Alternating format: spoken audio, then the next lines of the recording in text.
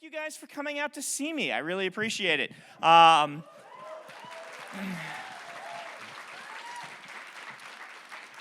So what we're going to do here today is we're going to do primarily a Q&A. But I also have a reading for you. I'm going to read to you from Stormlight 5. Yeah. Now, there might be people here who haven't read Stormlight 1 through 4. You don't have to worry too much because this is a flashback sequence. I'll be reading one of the Szeth flashback sequences. So this takes place before the first book started.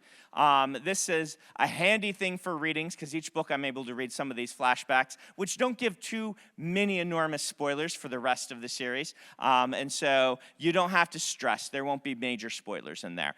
So what we'll probably do is we will probably do Q&A for around an hour, and then a reading for around a half hour. And we'll do the reading at the end, just because sometimes people do like to slip out for that part if they haven't read the books, even though it's not spoiler and things like that. So I'm going to let you start lining up.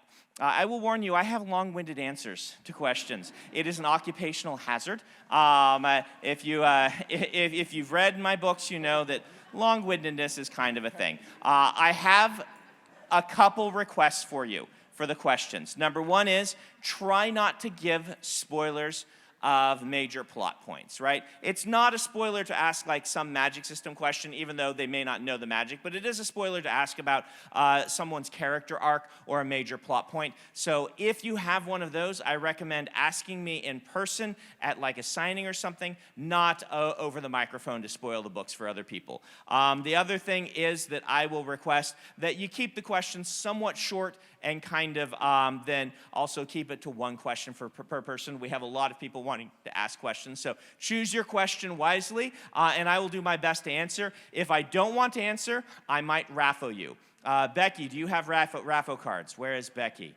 Becky has R.A.F.O cards, so I'm going to start off just telling you a story about R.A.F.O, and then we'll get to the questions. What is R.A.F.O? Well, years ago, Robert Jordan started attending these conventions, right? And Robert Jordan started getting very detailed questions about the books or about future books, and he came up with a phrase. I don't even know where he got it. He came up with the phrase, read and find out, right? Which he then shortened over time to R.A.F.O. I was very familiar with the R.A.F.O, the infamous R.A.F.O. People would be like, I got R.A.F.O'd. It became a verb and things like this.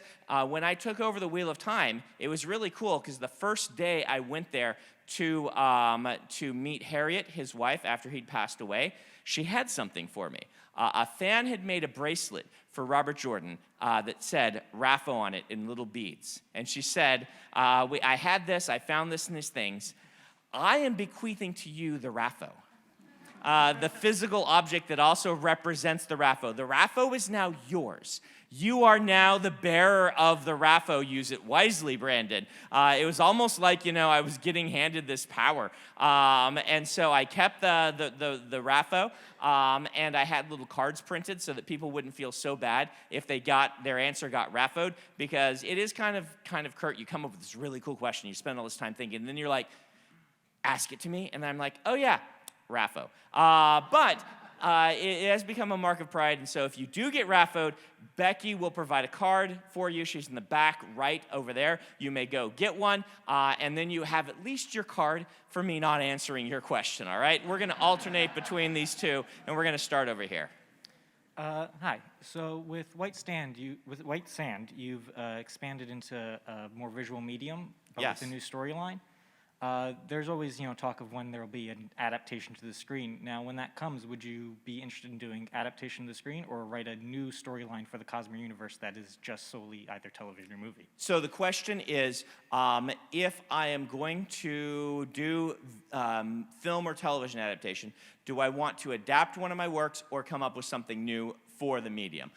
It's an excellent question. It is one I've given a lot of thought to, and I've eventually settled on the first thing that I do needs to be an adaptation of a work. This is because for Hollywood to invest the kind of money we're asking for, then they are going to need it to be proven. One of the reasons they go to books so often is because they're looking for the things that have already been successful in one medium. Not a guarantee they'll be able to adapt it. In fact, it's a really big challenge, but at least as a way to go to the money people and be like, yes, we want $300 million. And they're like, oh, really? Why?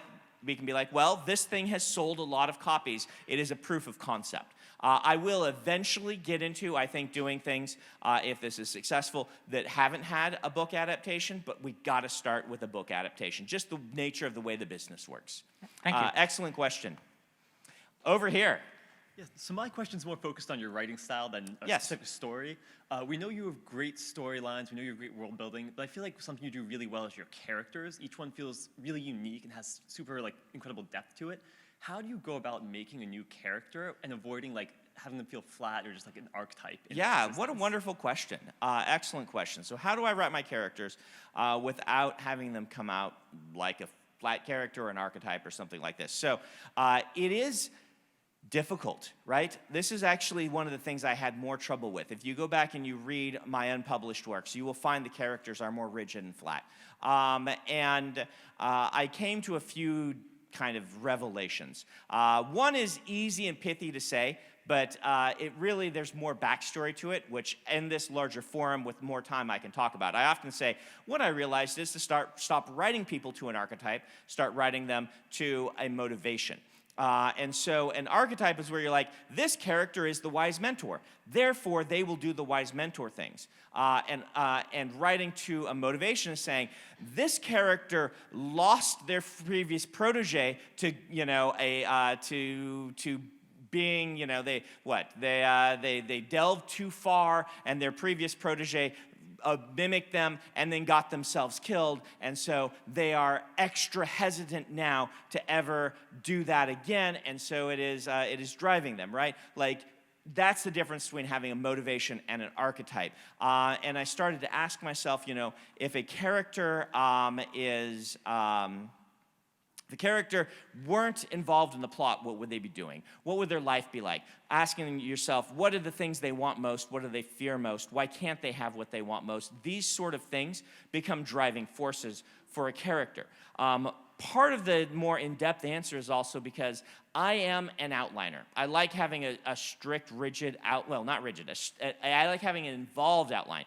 But what I've learned is I can't make it too strict or rigid. And Adam, I think I can do without the wireless. I'm moving pretty well here. I'm not tripping. So if I need it, I'll ask for it. But being able to be flexible in your outline is something that took me a while to learn. Those 12 unpublished novels that I did, some of them are too rigid. And this is one of the things I learned is, an outline needs to be able to breathe. You need to be able to have that versatility, that spontaneity. We talk about, and I talk about people either being outliners or what we call pantsers, which is a false dichotomy, right? People are in between and they use different tools at different times. And really the truth is every writer is a pantser. It's just how much are they pantsing at once. An outliner, you're not going to have an outline that is as long as your novel. So your outline is going to maybe have bullet points or a sentence describing what a chapter does, but you still have to pants how to fulfill what that is. And so learning to be spontaneous, and this is why you have generally more pantsers than outliners, because every author is a pantser truly, and once you get really good at that skill, you may not need the outline anymore. I still find that for the longer works that I'm doing, making the emotional payoffs I want in much later books, I need this outline in order to make sure I'm hitting the touchstones early on for it. But I learned that I can't outline my characters. I can create a list of motivations, and then I can try writing that character's personality into the storyline I've created, and I can see if it works and if it develops. Sometimes it does, sometimes it doesn't. I've talked about this a lot before with Mistborn. I tried 3 different versions of Vin until I found one with the right mix of motivations and backstory to create a character that was jiving with the plot that I'd come up with. Sometimes you just throw the plot out and you rebuild your outline after you've discovered who the character is. And so being flexible is really important, even if you are a heavy outliner. I think both tools get you something. What being able to pants gets you is generally characters that feel less flat. Thank you. Yeah. Yeah.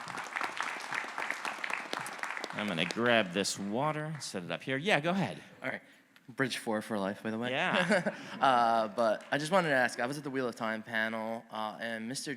Judkins said that he actually reaches out to you sometimes on some of his ideas he's working on. And that's pretty cool. And I heard you were also there for the filming of episode 2 by the bridge. Yes. So, two-part question. One, how was that? And is that helping you think of your own adaptation when you're working on the next one? Yeah. Excellent question. So yes, I was there for the filming of episode 2. It was really cool. It's my first time on an actual movie set. They took very good care of me, and I got to see how it goes. You know, I got to see like 30 takes of Maureen saying the same thing over and over again with slightly different inflection and things like that. It really taught me how movies and television shows are really made in the editing room, because if you have 30 takes with a slightly different emotional range for each of them, you have to decide which of them to take. And Rosamund was a champ. She just every one of these takes, I'm like, that's the one. No, that's the one. No, that's the one. I'm glad I don't have to do that part of it. But it was a lot of fun. R.A.F. does reach out to me. R.A.F. is great. R.A.F., I don't know how he does his jobs, because he has so many people giving feedback. And every time he comes to me, so I read the scripts ahead of time and write him feedback. And I will admit, a large part of my feedback is, this is why it works so well in the books. Maybe you should do that, right? Right, like that's, I see myself as an advocate on that side. It's his choice to decide where to go, and I fully support him in making those decisions, but I kind of feel like I'm the person whose job is to say, this is why I think Robert Jordan did what he did, and things like that. So here's an earful from me about, here's what's, and he knows what's in the books and things like that. But that's my job, right? My job is come from the book side and be like, do this. And he is honestly a saint for putting up with some of the things, because I think he's doing a great job. But some of the stuff I've famously said I didn't really like a lot of things they were doing with Perrin in season 1, and he got screeds like 20 pages long on some of these things from me, and he is absolutely a saint. He puts up with it. He engages. He explains his motivations and reasons for what he's doing, and it has taught me a ton. It has taught me a ton about adaptation and things like that. And I definitely don't envy him being in the place he's in with all the different influences coming at him. And I think he's done a remarkable job. Thank you. Go ahead. So I have a mechanics question. Yeah. Can transportation-based fabrials be used to achieve physical realm FTL, faster than light? Can transportate? Oh, okay, yeah. This is theoretically possible. Yes. Thank you. Yeah. So yeah. Basically, I am pushing toward competing methods of FTL in the space age, and Roshar is one of the ones that has access to being potentially able to do that. Thank you. So. Hello. Yep. Go ahead. During the pandemic, they keep saying, I wrote a bunch of stories. One was a short one that I'm trying to get published, and another one was one that probably is multiple books at this point. And my question is, have you ever, for your story, was worried that if you cut something out, a important part would be missing, but worried it's too long? And yes. Okay. Yeah. What do? You're worried you're going to cut something out that's important, but you're also worried it's too long. So too long can mean one of two things. One is more a bigger deal than the other. Too long can mean your beta readers are reading it and it's moving at a sluggish pace, right? They just aren't feeling it, or things like this. Or a separate addendum to that, sometimes you add a plot cycle in that feels like a distraction to them from the main plot line. This happens a lot. If you're getting feedback that it feels too slow, the ways to fix this are generally to try to trim every chapter by 10 to 20% without actually cutting any scenes and see what that does. And B is to watch for extraneous plot elements or extraneous info dumps or extraneous, like where you go for 3 chapters to a casino planet and no one understands why you're there. No. we like to joke about The Last Jedi, and I have an enormous amount of respect for Rian Johnson because he was doing a lot of new and different things with Star Wars, which, is difficult to do. I have run into the almost exact same things in my books where people will read in the beta readers and be like, why are we on this side quest? And you have to remember that a lot of the psychology of readers will be, if they don't understand why the side quest is happening, particularly if the characters have indicated to them that they don't want to be there. For instance, if you have Finn saying, my plot arc is I need to find my friend Rey and help her, and then the story says, no, you're going to go do this other thing, that's going to be implanted in the reader's brain. So watch my lecture on promises, progress, and payoff, because a lot of times you haven't set up the right promises. You've done something, and the reader then feels like the whole thing is spinning wheels to get back to a main storyline, and that's another version of slowness. There is a completely different genre of this book is too long, and that is it's too long by what the market economics say a book should be, which is generally 50,000 words for a middle grade, 70 to 90,000 words for a YA, 80 to 100,000 words for a science fiction, around 120,000 words for an epic fantasy, going up to 150. And yours might be 200. Elantris was 250. The answer to you on that is if you've done the other things and you are confident in the pacing of your story and things like that, then you say, well, I am an exception to this rule with this story. And I am just going to believe in my story because at this point, this is the pacing I want. You try the first. In fact, I think almost every writer can benefit from cutting 10 to 20% of every chapter, forcing yourself, because you'll start to find the passive voice. You'll start to find where you repeat yourself. You'll start to find where you go off on a tangent, and you're like, no, this isn't relevant, and it'll teach you so much. The only people I found that won't help are the people who started as short story writers, learn to do it already, and then they get to novels, and they have no idea how to fill 80,000 words. They get done at 35,000, they're like, wow, this is so long. This is huge, and it's only, a half of what I need to have. And so for you guys, I feel for you. Go talk to the short story writers, not the epic fantasy writer. They can give you advice. Thank you. Best of luck to you. Go ahead. So, I would like to firstly say thank you to Dragonsteel for keeping everything managed really well and organized. It's been They do a fantastic job. Yeah, Let's clap for them. We've got it's been a great 3 days. We've got quite the team. We have Adam up here, and Octavia's running around, and then we have Taylor back there, and we have Kara. We have 22 people here at the convention. This is partially because it's New York, and we brought extra parts of the executive team in to go do meetings at Tor and Random House and stuff like that. But they are a good crew, so yeah. Yeah, for sure. And also just Bridge 4, shout out Bridge Yep. 4. Boom. So I have a mini question that's just kind of fun. What was your favorite scene to write? And have you ever felt in a scene that you've written that it's really epic and you feel good about it and you're getting goosebumps from it yourself? Have you ever felt like that? Yes. So the second one is yes. I get the this is great goosebumps. Mostly it's on those scenes I've planned for a long time that I finally get to write because I've gone over them just 100 or 200 times in my head. The ending scene on Urithiru in Rhythm of War is one of those things. Not to give any spoilers, but there are moments like that. And those are the moments I write for, right? That's why I'm a writer, is for these moments when everything converges. And what was the first question? Just your favorite scene. Favorite scene. Yeah. So I don't pick favorites. Here's the thing. Robert Jordan very wisely once answered, if you ask for favorite character, favorite book, favorite scene, he would answer, it is whatever I'm working on now. Because the character or scene or book you're working on at the moment has to be your favorite in that moment. Otherwise, why is it in the book, right? And so I generally default to that answer. He was a smart dude, and so I just steal that answer with the R.A.F.O. And be like, whatever I'm working on now is my favorite. So there you go.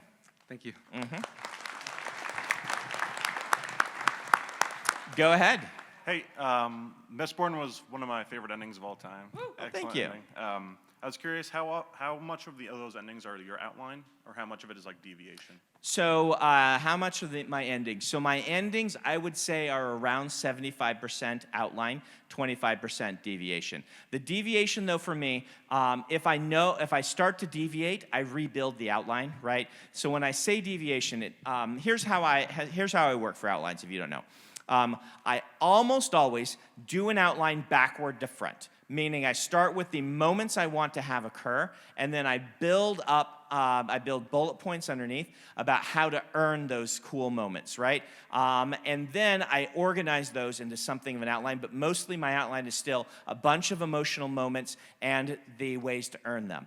I usually do that for a first book with very little on the later books, because I want to have to then lay down the characters, right? And I have to often cast new characters and roles and things like that as I'm starting out. So it's really hard to like outline, 10 books when you haven't written the first one yet. So then I generally write the first book. I get all the character arcs down, and I really get to know the characters, and then I say, all right, now I can sit down and I can outline a major arc, which for Stormlight is a 5-book arc, right? So I outlined, then I sat down and I outlined 2 through 5. And then I gave myself about a paragraph for 6 through 10. I know what's happening there, and then 10 has more, right? 10 has a longer thing, is what I'm shooting for. And then my focus is on these first 5, and when I go to a book to write, I take this outline, which is at that point only a couple of pages, like 2 to 5 pages, and then I expand it to, usually an outline for me is about 10,000 words for every 100,000 words of finished product. There's less than that on a Stormlight book, because a lot of that is world building, which is in my Stormlight wiki at this point, right? So I don't have to do as much world building in the outline as I would for something like Skyward, where I don't have all that already done in the wiki. And so then I take this outline and I start working on it, but as I write, connections are made. I'm like, no. Or you get to a point, you're like, this is not going to be good enough. I need something stronger here. I need, or this character is just not going to do what I have them plotted to do. I step back and I rebuild my outline. So my outline is like a floating outline. It is always me saying, here is the target. How am I earning that? Am I moving the target? If so, what are the dominoes I need to change in order to get to that? But I would say that as Stormlight in particular has played out, each of those end moments, I would say, has been mostly from the outlines. And so I have hit those targets. Just some of the context around them has changed. Thank you. Mm-hmm.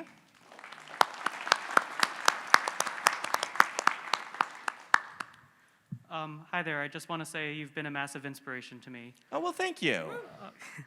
But I also want to ask, how do you approach your world building, and how do you sort of inform your readers over time rather than doing a massive lore dump or exposition dump? Yeah, excellent question. So a lot of authors will talk about how you want to have a giant iceberg, right, for world building, meaning you have this all the stuff you see, and then underneath the water, the iceberg is bigger than it is on top. The idea being that you have done all this work as foundation for it. I find that you can't possibly do all the world building you need. Tolkien tried, and it took him 20 years, and there's still holes, right? There's very few holes in Tolkien, but there's still stuff he didn't get to that he would have wanted to spend time world building. And because of that, I don't think you can realistically ever world build an entire world. So I tell people, and this is what I do, to focus on what is relevant to your characters and plot most.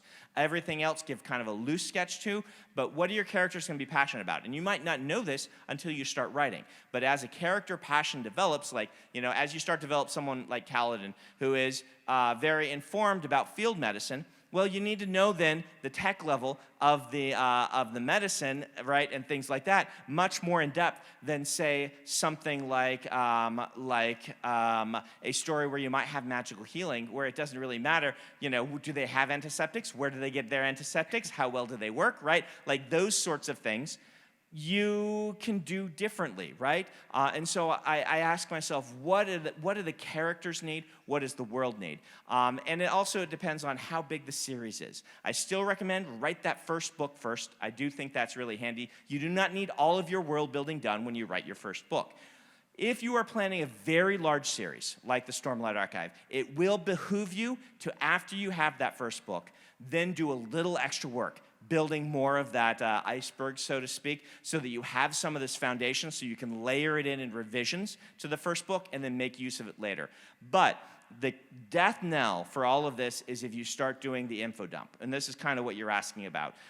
Info dump is where you deviate from character or plot to give us setting elements. And you have to do this to some extent with every book, not even those that aren't science fiction and fantasy, because you need this context, you need this larger world, you need to be feeding people these little pieces of things that they need. But if you're slowing down the narrative for it, you're going to lose the readers. And so there's this balance to make. And it depends on your subgenre.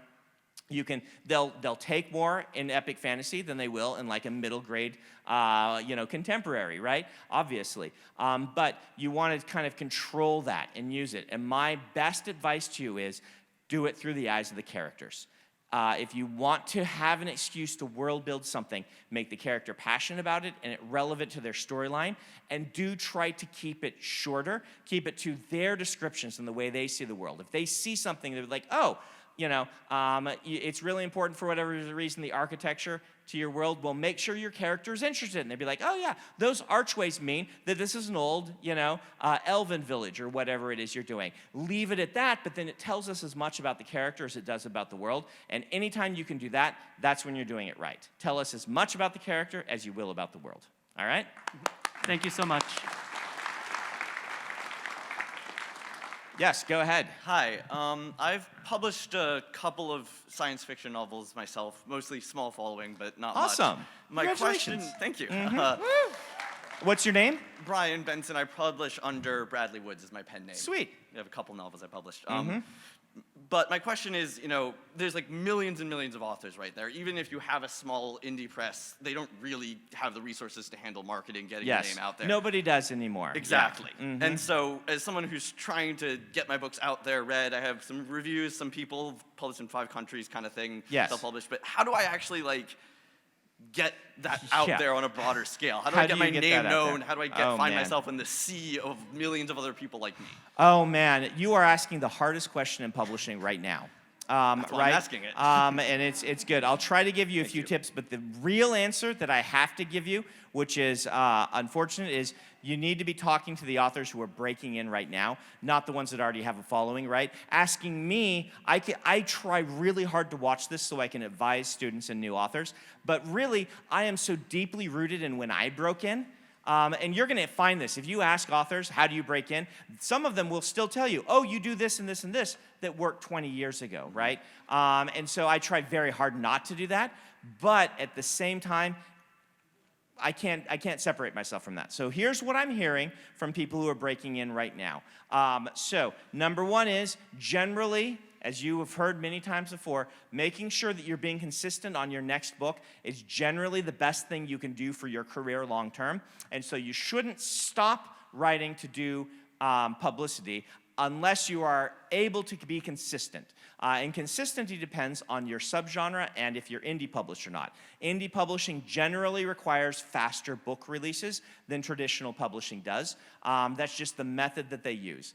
A lot of people are still using the try to get the first one for free or 99 cents and then get them into the rest of your series. And to do this, it's kind of marketing tactics. I don't know how good your keywords are and your links at the end of your books, but giving out the first one and having good links, this is what people tell me for indie publishing makes a big difference. On the larger scale, during the 2010s, we saw a lot of people that were able to break in as platform writers. And I don't know, this really depends on having specific skill set. I was not a platform writer. A platform writer is someone who has a really interesting life experience or skill set that they are able to create a persona around on one of the social media sites. A good example of this would be Cory Doctorow, who was really interested in freedom of information and things like this, and he was part of a big blog called Boing Boing and things like this, and he was able to really make a persona because he was really expert in this. He's also a really nice guy, and able to be like, I talk about freedom of information, and I write fiction books that deal with these aspects of pop culture and freedom of information in interesting ways, and so making fame for himself in one area let him sell his books. You see a lot of this on on YouTube and on TikTok and things like that. You have to kind of become an influencer. The problem is, becoming an influencer is as hard as publishing, or maybe even more hard nowadays. This is why it's changed, right? Becoming a platform writer is still viable, but it's no longer the golden ticket it once was when some of these people were breaking in. I mean, making sure you know how to do your advertising right and spending advertising. Unfortunately, Amazon forces you to have to do this. The answer is, the only real other answer I can give you is make sure you have a mailing list. Make sure that the fans that you do have, you are treating really well, maintaining, giving consistent information to, and hoping that they're going to spread the word. Thank you so much. Yeah.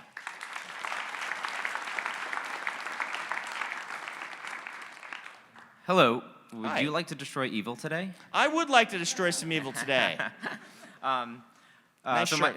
thank you. So I'm not a writer, but my brother and I were watching the new Obi-Wan show, and there's Okay. a few scenes where Vader kind of lets Obi-Wan go, and I've heard people defend this by saying, Vader's kind of being arrogant, and it's kind of one of his weaknesses. So I disagree. I personally don't think that villains should really have all that many weaknesses. So I guess my question to you is, do you think the best villains only really have like one weakness, that is the ones that the heroes use to defeat them, or should they be more, I guess, diverse and have maybe more weaknesses? So the answer to this, like everything in writing and storytelling, is it depends. So it depends on what role the villain is fulfilling in the narrative, how many viewpoints in a book we're giving them, and how sympathetic their motivations are, right? It's really good for Sauron to have like one weakness, which is, he is so focused on these giant armies that he doesn't pay any attention to the hobbits, because who would, right? Like, that is a good weakness for this giant, powerful villain, and that's really, for the Lord of the Rings, at least the movies, all we need to know about Sauron, right? But it's good for Gollum to have a multitude of different weaknesses and different rounding, because we're going to be spending a lot of time with him, and he represents in the narrative who Frodo could become, and we want to see lots of then weaknesses and things like that in Gollum. And so what's the role? A lot of it also comes down to, like, if you are feeling that the narrative, something like Obi-Wan, isn't working for you, you're not wrong, right? Because you're the audience for that. You get to say, doesn't matter if everyone else likes it. If you don't, then you can kind of analyze that and say, well, why don't I? And, come up with the answer, with that being, it's probably just that it's unsatisfying, right? Anytime the hand of the author or creator is visible to you, it kind of ruins the story a little bit, unless it's something like Deadpool, right? Where it's a selling point instead. Emperor's New Groove, the whole, how did we beat him here, Kronk? I don't know, it doesn't make sense. It becomes a joke then, and it's fun. But in most stories, if you see the hand of the author, and I would guess that what's happening here with you is you're seeing the hand of the author. Well, we can't kill Obi-Wan, because Vader is stronger than him. We can't kill him. We know he survives until this. And so what it's saying in your brain, it's saying, oh, I can no longer suspend my disbelief and enjoy Obi-Wan being in danger, because now I've been reminded that he can't die, so the stakes are gone. And if the stakes are gone, then suddenly I see all the magic going away. The fact that we can go to a stage play, right? And we can suspend our disbelief for a stage play and imagine all these weird things, says we're capable of a ton as long as the author doesn't expose their hand too much narratively. And so the problem I would say there is, coming up with a variety of reasons, or maybe not writing yourself into corners where Vader should have killed him again and again and again, is the proper answer, because we don't want to expose the hand of the author. Thank you. Mm-hmm. So I have not watched Obi-Wan yet. I feel like I should, but I don't know where I am as a Star Wars fan anymore, right? Like, it's so weird. No, really, like I'm sure some of you feel this. Like I grew up loving the original trilogy. It was foundational to my childhood, right? Yeah. People ask me for my favorite, and everyone else says Empire, but I always say Return of the Jedi. Even though it has huge flaws, right, I am all about that powerful moment coming together. And the moment of Luke and Vader is done so well. That whole sequence gives me chills every time, that it overrides all the good writing and other ones, which are objectively better, the first two movies.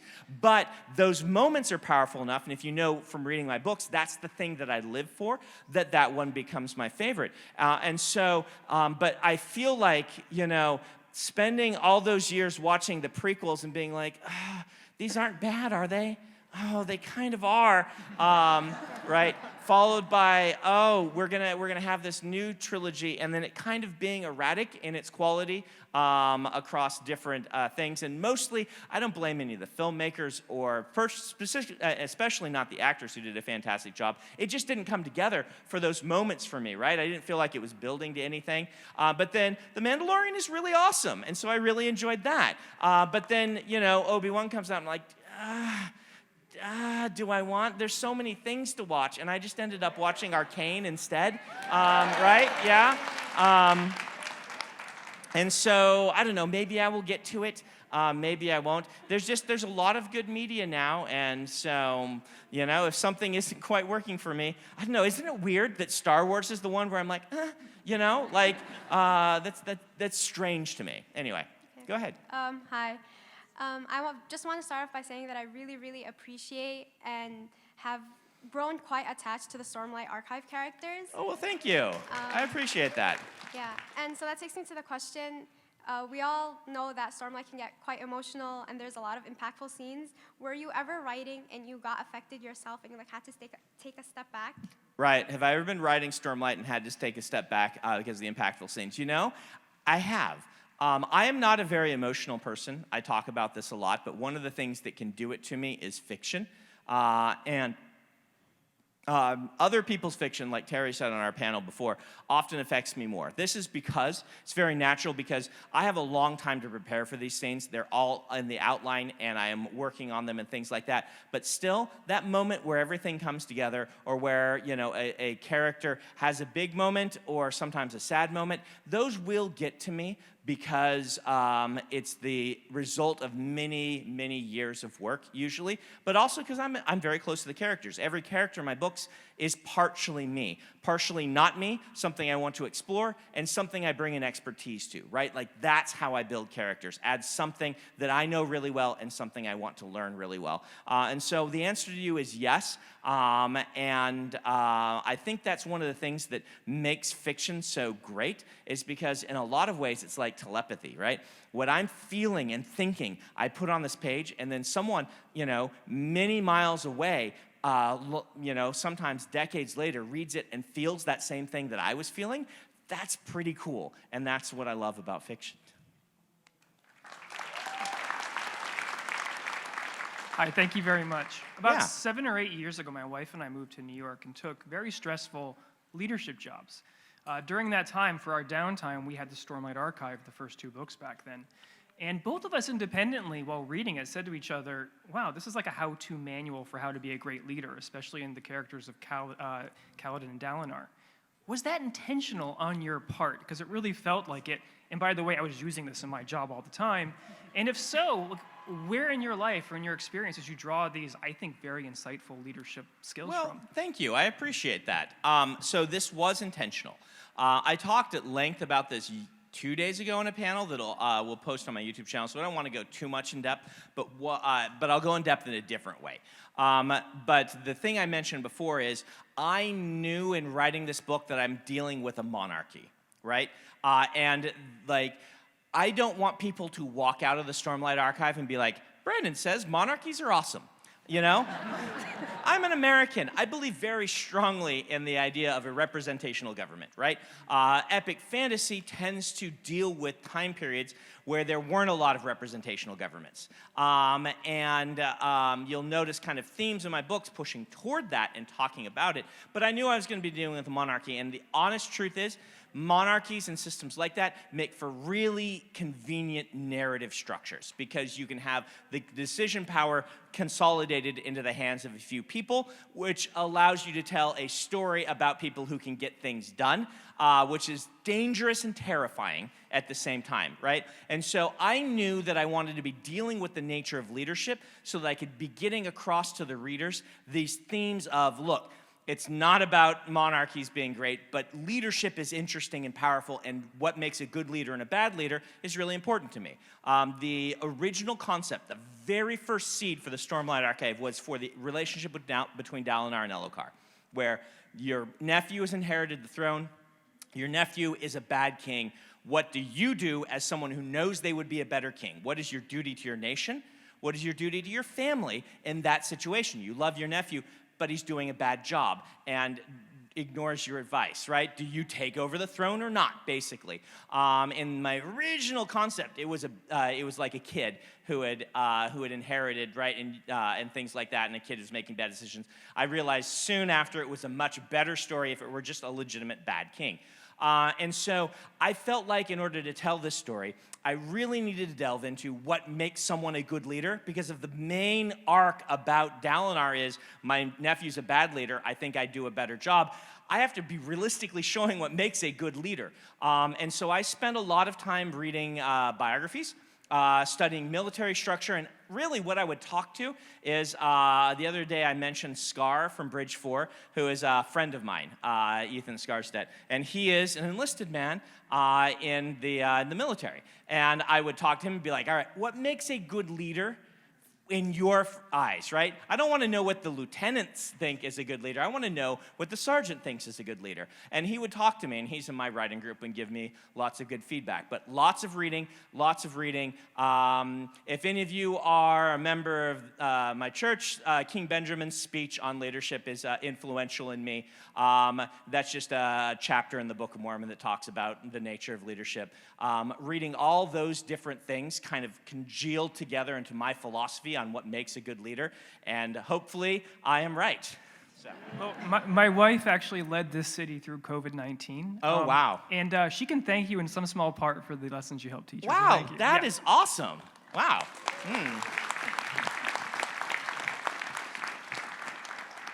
Hello. As a fan of tabletop role-playing games, I was really excited by the news that the Stormlight Archive is in the works for an RPG. Yeah. And I was wondering at what point that idea came about. I don't know if that was something you had in mind or if you were approached about it, and what that process has been looking like. Excellent question. Thank you for that. Oh, I should not brush this microphone. So, I am a longtime tabletop gamer. I started actually with TMNT. Did anyone else here start on the TMNT role-playing game? Am I like the only one? Oh, that's cool. This is the Palladian system, which was back in the day a legit competitor to D&D before D&D modernized and just kind of retook everything over. But there was a Teenage Mutant Ninja Turtles role-playing game. This is before the TV show, back when Teenage Mutant Ninja Turtles was an edgy, kind of self-referential comic book. Actually, the Turtles started because there was like this goo that turned Daredevil into Daredevil that made him, that blinded him. And in this, the joke is that goo got on some turtles and turned them into mutant ninjas. But it was a parody comic a little bit, but they took it really seriously, and then someone, made a tabletop RPG, and that was my first time, because what you got to do in this one is you're like, roll for what kind of animal you are. You're like, ooh, and then it was like, I was an armadillo. I'm like, woo, an armadillo. And they're like, all right, now you have all these points, buy powers, and they're all armadillo themed. I'm like, oh, I'll have armor, and I can roll, and all this stuff. It was really cool, right? And that was my first role-playing experience. We just basically built the characters. We didn't actually do any role-playing because we didn't know how to. We're like 11. But I've been a role player ever since. I've played a lot of different systems. I really like role playing. The thing is, I don't do as much of it now as I used to. In fact, I do very little. What I found is that role playing was actually really good exercise for my imaginative brain for storytelling. But once I started writing full time, I would do that all day, and then I would go to role-playing sessions at Dan's house. If you guys know Dan, who is my podcast co-host, and he would be, we would go to his house to role-play, and I'd be like, I just did this all day.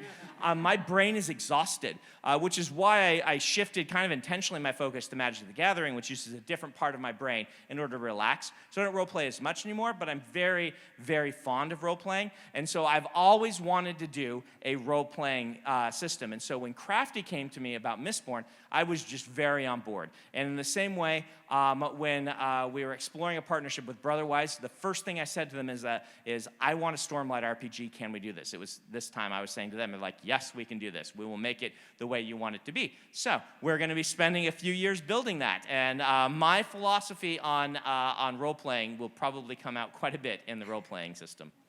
Thank you. I'm looking forward to it.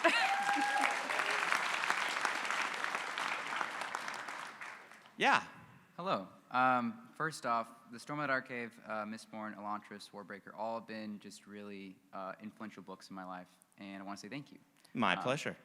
Secondly, Stormlight Archive, Kaladin, Dalinar, Teft, Shallan are all characters that have very real mental illnesses and struggle with very real issues. And while reading those characters, I couldn't help but feel very much seen and very much heard. And I was just curious, what is your kind of method to make sure that your characters are authentic and real and that are kind of carried off that way? Excellent question. And so my method is, I think, really the only valid method. Maybe there's another one out there, but it is to listen to primary sources, right? And so when I'm exploring someone who is dealing with a mental health issue or something like that, what I will do is I will start my research usually in blogs and things like that, where people have talked about what it's like to live with this. Reading what family members also say is usually pretty helpful to kind of get a grasp of the breadth of it, right? Because no person is a monolith. If you're just like, this is what it's like to have DID. Well, no, that's what it's like for one person to have DID. And if you don't have the breadth of reading about a bunch of different people's experiences, then you will probably default into some kind of particularly, what you want to avoid is the pop culture representations of a lot of mental illness, because somewhere in the 80s, people realized that, you could make a really sexy version of most mental illnesses and then took some narrative shortcuts that have been pretty damaging to most people. And we all, particularly my era, the younger generations probably not have this as much, but my era internalized a lot of those. If you read Elantris, my treatment of autism is very much one of these pop culture versions of autism. I got it wrong. It's not like there are no people that act autistic like Mabon does, but that is like such an extreme version of something that a whole host of people deal with, that they are kind of tired of seeing that one representation. So going to the primary sources, and then after that, I will probably go to the DSM, right? And just kind of look at some of the clinical sides of it. And then from there, I will do my best, and then I will get beta readers, early readers who will help me to get things right. With certain characters, I've gone to someone I knew who was in jail because of drug-related crimes with heroin, right? With some characters, I will specifically solicit, I solicited fighter pilots, which is not a mental health thing, but it's like, what does it feel like to be a fighter pilot? And getting people, I had 3 different readers with DID for Rhythm of War. And so the idea being that I want to make sure that if I'm doing something that doesn't work with one of their life experiences, I'm doing it intentionally. Usually it's because, again, people aren't a monolith, and once you get a handle on this, you can say, all right, this is how it works for this person, for my character. And it is going to be different from some people's experience, but it needs to be authentic to a portion of people's experience, if that makes sense. And it's really this idea, this commitment you kind of have to make to yourself to be like, I'm going to be authentic rather than pop culture. And I'm going to make the difficult narrative decisions to be true to people's life experience rather than letting these things be easy shortcuts for drama. And making those kind of decisions leads you, I think, to better stories in the long run, because anytime you have to do something hard, your story generally gets better. But it does mean you can't take some of these shortcuts. Thank you so much. Now, yesterday I had a Q&A where there were like a handful of people who didn't get to ask their questions. Did you guys get in line here? Was there anyone there yesterday specifically? Okay, good. So they either got their questions or they aren't here today. So go ahead. I just want to make sure that because I had mentioned them, I might let them cut in line. Yeah, no, I was going to ask, you were talking earlier at this panel and the previous one about moments that you're really emotional about, that you're really excited for, that you were working towards. And I'm wondering if there are any moments like that that you found that you've aimed for this moment, but you've missed it and it doesn't work anymore, and how do you give that up? Yeah, so does this happen? This does happen.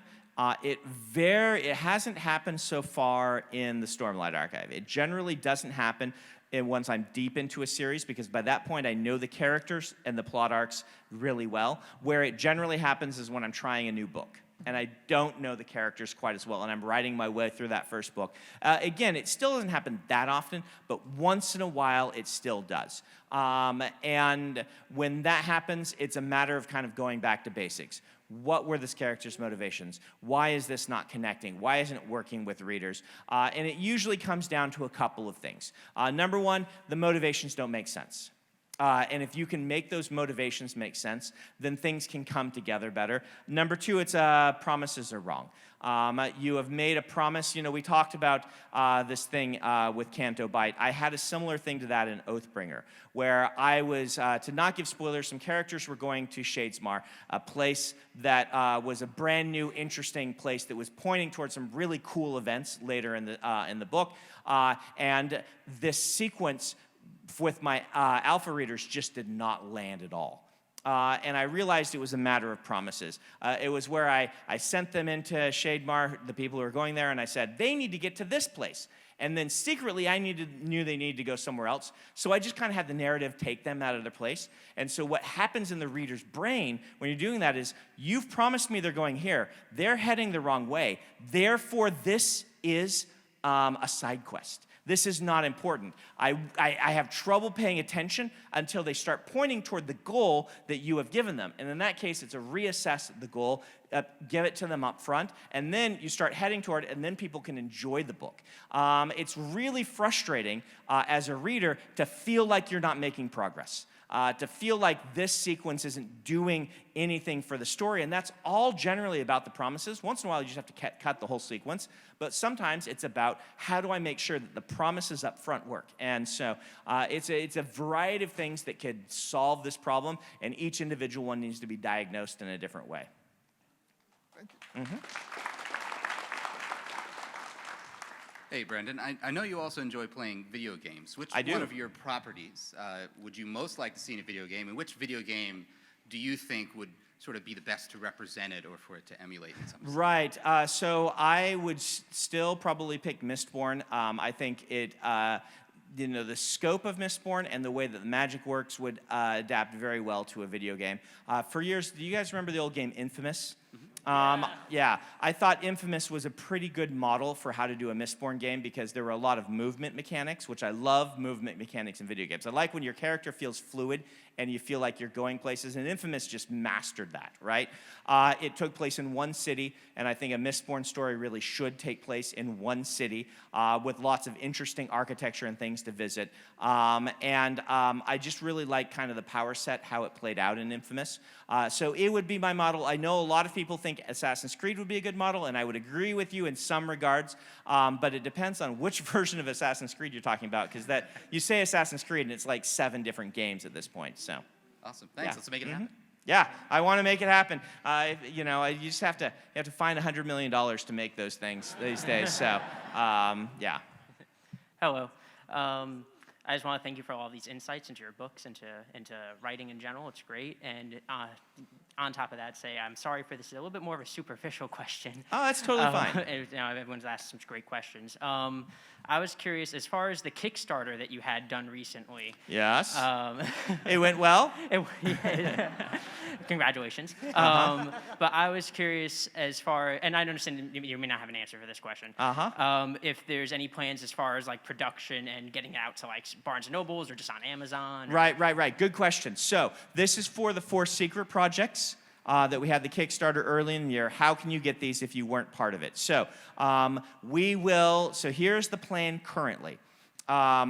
We need to make sure that people who back the Kickstarter have the books before we sell them to other people, right? This is one of the fundamental tenets, I believe, of Kickstarter is make sure that the people who backed your Kickstarter don't go to the bookstore and find the book there for sale before theirs has come to them, right?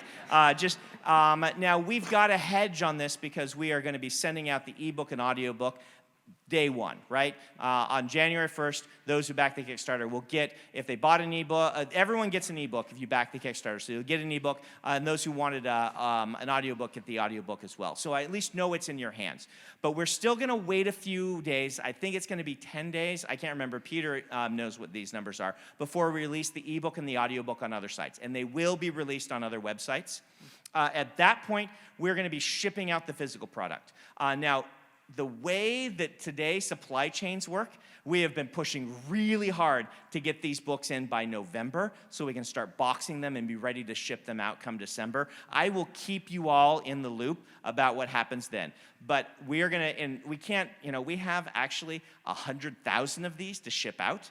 Right? And so shipping out 100,000 books, it's not a thing you do in one day. I have a large team for an author, but I still only have, we have a team of 40 right now at Dragonsteel, and about half of those are in the warehouse. They're going to be shipping them out in kind of shipments. They're waves, right? They'll just be sending them out, and it might take. We don't have any idea. We'll be able to tell you better. So you'll get your ebook and some of you your audiobook. Then your print book. We'll talk about the waves of them that are coming and how they're coming out. Once that is done, once every book have been shipped out, then we will have the Dragonsteel editions. Will probably go up for sale. Tor and Gallant's, my UK publisher and my US publisher, have both agreed to publish print editions as well. Those are probably going to be a couple of months after the thing, just because, again, I don't want anyone walking into the bookstore and having that awful experience. Our focus needs to be in getting the Kickstarter books out. But by April, I would say April 1st is the latest. That might be the date they even picked. Those will go into bookstores, a Tor and Gallant's edition. And around the same time, by then at least, we will sell the rest of our Dragonsteel editions. So you can have kind of the less expensive Tor edition or / Gallant's edition that'll kind of match your other Tor or Gallant's books. Or you can get the Dragonsteel edition, which will have all the artwork and things in it. But we will make sure that you can do that. It's just going to be a lag of just a couple of months. All right? Great. Thank you so much. Yeah. All right, we have 31 minutes left, so I'm going to warn you all, this is probably the last question. If it's not, then this will be the last question, so you go ahead and hang out there just in case. The rest of you, I'm sorry, I do want to be able to do the reading. So you go ahead, and then we'll probably jump over here. I'll probably try to squeeze you in. Well, hello. Hi. So I wanted to ask a bit about influences and inspirations a bit. We're sort of approaching a golden age of accessibility and popularity for, non-English media, whether that's literature with Three Body Problem or film with Parasite. I wanted to ask, is there any non-English media that you felt has been particularly influential and inspiration to Yes, but it kind of doesn't count. It's Les Mis. Is probably the most not influential piece of media, or it is very like Cowboy Bebop and things like that, right? I would say the two single most influential non-English media, but I don't know, like Three Body Problem is awesome, but I read it pretty late in my my career and things like that. Looking toward other things, you're probably not going to find outside of the classics. or outside of Japanese, video games and manga and films. Like, I love Kurosawa, right? And things like that. But particularly if you look at those foundational years, when I was back in the 90s up to the 2000s, basically the only media that got to me would be Japanese media with, some Hong Kong kung fu flicks mixed in there, some Jackie Chan and things. And I would say those were an influence. You can definitely see the Japanese influence on me. I did spend 2 years in Korea, and that also had an influence on me, right? But not a lot of media. I did come back and study Korean and took and watched a bunch of Korean classical movies and things like this. But I would say that that Bebop was just a bigger influence. I really like how they constructed Bebop. And obviously, Les Mis kind of taught me how to make characters that you love and are anguished about at the same time. So, thank you so much. I'm going to abbreviate my question a bit. Yeah. So this is a mechanics question. So in Dawn Shard, we see a mural of Aiden Alzium being shattered. It's like Yes. a circle that splits into 4 parts, and Yes. 4 parts also split into 4 parts. Yes. So I'm wondering if there's a way to group shards in terms of theme or... I would encourage people to be trying to figure this out. Is that a R.A.F.O? That is a R.A.F.O. You can have our first R.A.F.O.